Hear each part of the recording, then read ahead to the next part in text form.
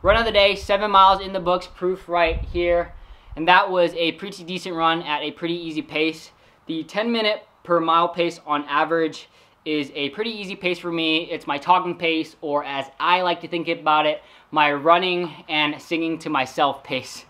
And that's how I gauge my effort level to make sure that I am in those lower heart rate zones so that I make sure that I continue to build my ultra running base. And this is the game plan moving forward for the 50 to 70 miles per week that I'll be putting in. I'll be aiming for the 10-minute mile pace just because this allows me to keep building my ultra running base for those 100 milers. And for the run, also got in a deadlifting session as well. With my deadlifts, as you can see by the clips I'm putting up, I feel that my deadlifts are a little bit just not very pretty. And when I'm deadlifting, I'm setting up, and I'm not doing it in these clips right here, but usually what I'll do is I'll shoot my hips back and first, and then I'll get into my deadlifting position, and then I'll pull. That's how I usually do it, but the clips that you see now are straight from the deadlifting position. And I'm trying to fix my deadlifting form just because I feel that I'm not bracing my core correctly. When I'm setting up, I'll go down, I'll put my chest up high, butt out, arch my lower back just a little bit, pull my shoulders back. And then when I pull up, I feel that my lower back is arching just a little bit or more than it should. I'm also contracting my lats, so I want to make it look a little bit prettier so that when I deadlift those heavy deadlifts, it's a little bit easier. So today I decided to lighten the load just a little bit to 315.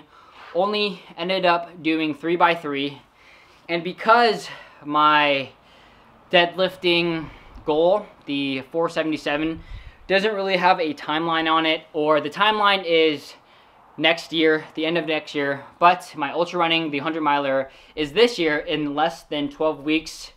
The plan moving forward, at least for my deadlifts, is to only do 3x3 or at most 5x3. I won't be working up to the 5x5 just because if I do the 5x5 or even a 5x3, I feel like it'll zap my energy for the rest of the day and even week in terms of me putting in mileage for my running. So that's the game plan moving forward.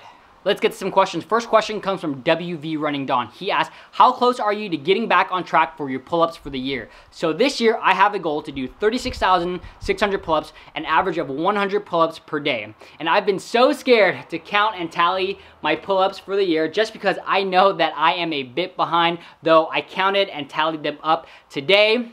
And today, August 11th, is day 224 of the year. So I should have done 22,400 pull-ups by now in order to stay on track, though I've only done 17,090. So I am 5,310 pull-ups behind. So for the foreseeable future, I need to do at least 100 pull-ups per day, plus make up to 5,310. So I'll be doing 120 to 200 pull-ups every single day until I make up that deficit. And then once I make up that deficit, I still need to continue doing at least 100 pull-ups per day in order to hit my yearly goal. The Fit Rush asks, how much fat did you burn during the July Counter Club Challenge? I don't think that I burned any fat during the July Counter Club Challenge just because every single day, in order to aid in my recovery, I had to make sure that I ate enough. So I actually ate a little bit over just because I was scared that if I didn't eat enough, I would be crushed the next day. And I actually ended up gaining about a pound, pound and a half during July. Power Weight Training asks, do you use chalk when you deadlift? Yes, I use chalk when I deadlift, but only when it gets super duper heavy. Brad from My BS Life asks, as a small YouTuber, what is one mistake that you made early on that if you could have learned from would have helped you advance in your progress a lot faster than you did? So 2 things. The first thing is when I first started my channel in January of 2019, I was making videos, putting them on YouTube, and then hoping for the best. And I would maybe sometimes post something on my Facebook or my Instagram in order to drive traffic to my channel to grow, but that's all I was doing. I was making videos and then hoping for the best. So about 4.5 months ago, on March 29th, I started doing daily videos. And in the midst of doing daily videos as well, I wanted to take some sort of action in order to be active in growing my channel. And that's when I started the whole strategy of supporting others until they support you. Really reaching out to the small YouTuber community and commenting on their stuff, liking their stuff, watching their videos.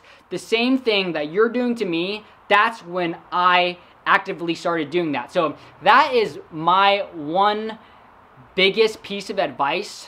You can't just make videos and hope for the best. It works for some people and very few people. For example, the Dad How Do I channel, he made a video and then his channel blew up. But for the vast majority of us, for I would say 99% or more of us, it takes active steps.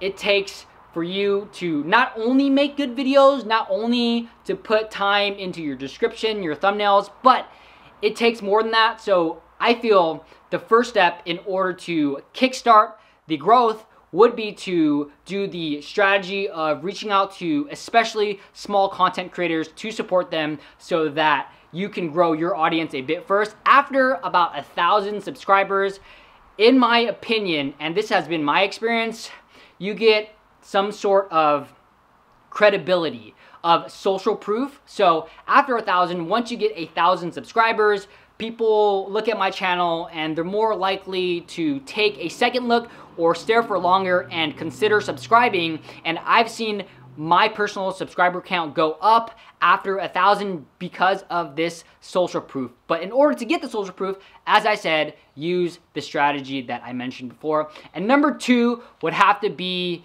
get on some sort of schedule. When I started in January of 2019, some weeks I would make 3 videos, some weeks I would make 2, 1, and then there were a lot of weeks where I made 0. So get on some sort of schedule that you can actually stick to, whether that's 3 days a week, 2 days a week, once a month, whatever it is, and stick to that schedule. Thanks for watching. Hope you all enjoyed that video. Let me know down in the comments if you have any additional questions for me. We'd love to hear from you all. Please give this video a thumbs up. If you would like to be featured in video form to ask me a question in my daily vlogs, please send that clip to lifewithvincelou@gmail.com. If you want to catch another one of my videos, there's a video right here. There's a video right here. And if you haven't already subscribed to my channel, make sure you hit that subscribe button right here. See you all tomorrow.